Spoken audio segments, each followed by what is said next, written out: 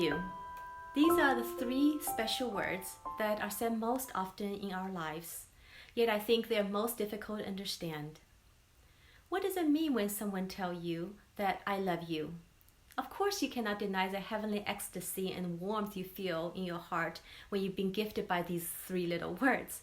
But have you ever thought more deeply about what they are actually saying?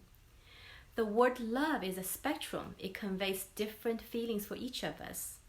When you say I love you, you're assuming the object of affection understand the word love at the same level with the same exact context as what you understand love is.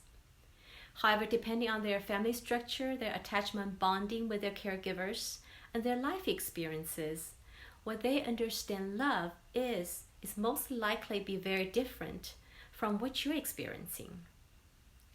So let's use an analogy. If you tell your partner, I'm cold, they may offer you 2 jackets because that's what they need when they say, I'm cold. But you may only need 1 jacket or maybe 3 jackets or not an even jacket, but a blanket or warm fireplace. Do you see what I mean? It is type of egocentrism that we all do. We assume others feel exactly the same way we feel. But in fact, in 100% of time, what other people receive when you say I love you is different from the type of feeling you're trying to convey, but that from their own understanding what love is. So here's my 2 cents worth of the understanding of love. When we say I love you, we're actually saying I love the self that I see in your eyes. Being with you makes me happy because I see the best in myself. This is a bit humbling and counterintuitive for many of us, as we want to think it's all about us when others express I love you. But I want to challenge you to think it's their expression of thankfulness to you for seeing the best in them. When someone you love tells you I love you, be happy and be in ecstasy. At the same time, be mindful and ask yourself, what qualities am I seeing in my partner that I really like, that I'm magnifying and reflecting back to them? Keep doing that, and your loving feeling will be enhanced and be long-lasting. At this time, to go one step further, think what qualities in my partner I'm really admiring. Do I see myself with these qualities as well? Then instead of saying I love you too, you can say I love the self I see in your eyes. Being with you make me happy because I see and can be the best version of myself. Contemplating what these attributes are that your beloved is reflecting back to you. And own these and know that you are seen by the eye of the divine universe as this perfection. When we first get into relationships, we experience infatuation or the saying love is blind, where all we see is perfection and beauty in each other. Then when the relationship gets more serious, many people experience a dip in the love department. I want to use another analogy to describe this kind of phase. Suppose you're visiting a friend's new home. It is fun, exciting, with all new decorations located next to a beautiful park or lake. You're totally in love with it. Now your friend asks you to buy it from the home from her. Suddenly you start looking for imperfection in the house.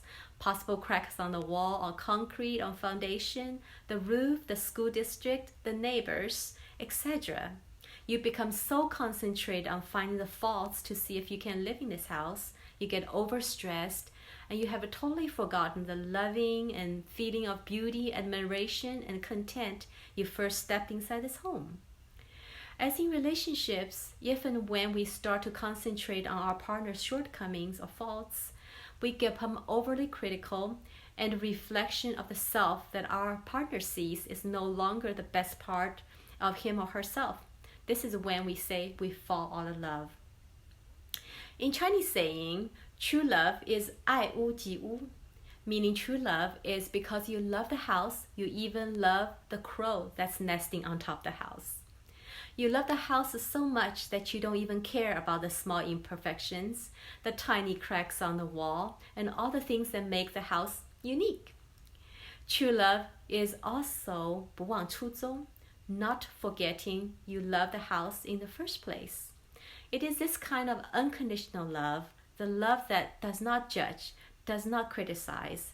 It is a love that sees imperfection, yet completely accept the imperfection and even think the imperfection is cute quirks and unique and lovable. Most importantly, I want to challenge each one of us to grant ourselves this unconditional love and self-acceptance. We cannot ask our partners to give to us what we do not grant to ourselves. Can you love yourself? Can you see yourself from the loving perspective of the all-loving divine universe?